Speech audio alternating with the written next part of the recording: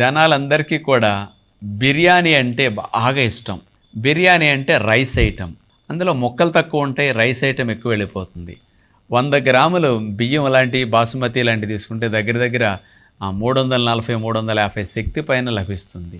అంటే మనం 150 గ్రాములు, 200 గ్రాములు బాసుమతి బియ్యం బిర్యానీ ఊరికి సింపుల్గా తినేస్తాం.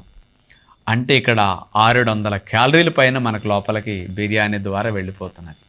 మరింత బిర్యానీ ద్వారా ఎక్కువ క్యాలరీస్ని పంపించి బరువు పెరగటం అనేది, షుగర్ పెరగటం అనేది, కొలెస్ట్రాల్ పెరగటం అనేది ఇట్లాంటివి జరుగుతుంటాయి.